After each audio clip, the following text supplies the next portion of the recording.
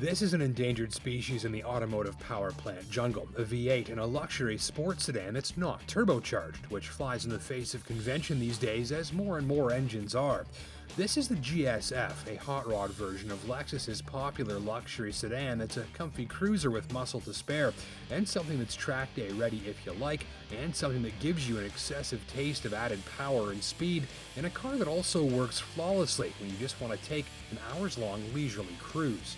The V8 is a 5-liter unit with 4 fully variable camshafts, 32 valves, and a free revving output rated at the better part of 500 horsepower. Now that makes this Japan's most powerful V8 engine, and that makes the GSF Japan's most powerful sedan.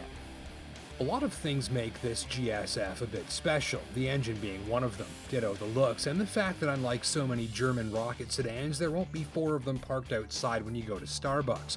Driving a GSF puts you at the wheel of something a bit more uncommon and special. I'll get some salty comments for saying this, but I think it's a better looking car than many of the German competitors too.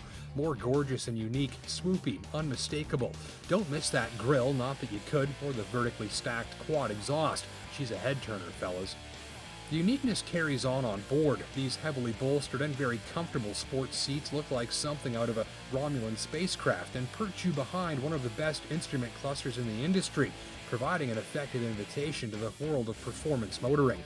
In typical Lexus fashion, it's assembled beautifully, trimmed with the best materials and detailed right down to the texture of the door handles and the feel of all of the switches and controls. Elsewhere, look for high-resolution displays and interfaces, including the remote touch interface system, which takes center stage down on the console. In all, this cabin satisfies for quality, feel, and the effective use of styling and tech. It's a gorgeous place for a drive. Use the normal mode from the drive selector dial, and you've got a light and lazy steering, a semi-soft ride, and gear shifts occurring at lower revs where you don't hear or feel the engine much at all. You glide along in peace and quiet for hours. That's the GS side of the GSF's personality. The other side is the F side, and that little badge uses the dirtiest letter of the alphabet to set special Lexus performance models apart. Click it into Sport or Sport Plus mode and the throttle is hyperactive, the steering thickens and heavies, and gear shifts occur at higher revs. Everything tenses and gets more bothered. You can even click the trick torque vectoring differential into various modes that fine-tune agility towards the type of sporty driving you like. Wake that glorious engine up with sport mode and a little throttle, and now you can hear it thanks to a special intake system that blasts the meaty sound effects into the cabin as the revs climb. In normal mode, the force of that sound is like being slapped by a blouse. In sport mode, it's like taking a cannonball to the face. Boot down, there's no more silence, there's only this.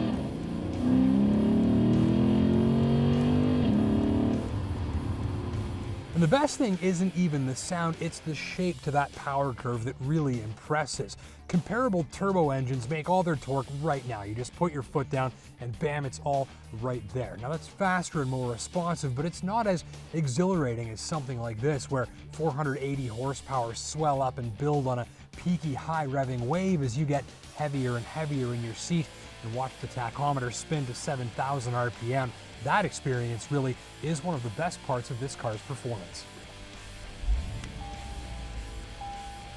Long gears and high revs create the feel of endless acceleration, and be careful because she will rocket you into demerit point territory in a serious hurry, and your local radar cop will hear you coming.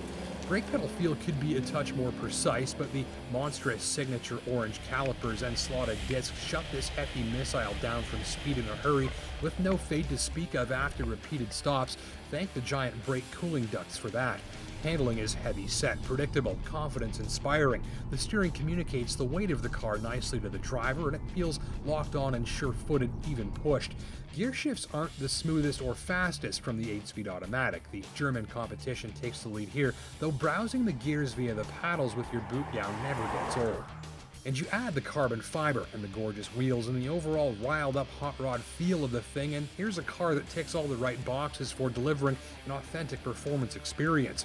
or not. Once you stop succumbing to the charms of this powertrain, you can just switch it all off, use normal mode, and cruise in calm comfort.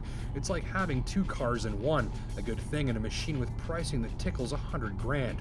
Gripes were minimal. These tires are thicker than warm chewing gum, but fairly noisy. I wish the brakes felt a bit more precise, and I'm not sure what anyone was doing when they installed these unsightly bolts through the suede panel topping the dash. Ultimately, there are a few reasons to consider this car and a few not to. If you're after the fastest sedan going, you want the less expensive Charger Hellcat, but with 700 horsepower, you'll probably wind up in jail. Further, I wouldn't call the GSF the all-out performance track day weapon in this segment either. It'll play ball, but more potent options are available. Mainly, you should consider this if you're a loyal Lexus shopper, and most Lexus shoppers are. And if you're also after something unique, as ready for touring as it is for snorting performance, and something backed by a brand that's known around the globe for unbeatable quality, reliability, and residual values. If you want to own your new posh rocket for many trouble-free years, this is probably the one to have. A final note, if you fancy yourself something a bit more compact, consider the Lexus RCF, which puts much of the same tech, styling, and the same beauty of a 467 horsepower engine into a striking two-door coupe. Having to decide between these two hot rod Lexuses is a nice problem to have. Pricing for the GSF starts at $97,000. Thanks for watching.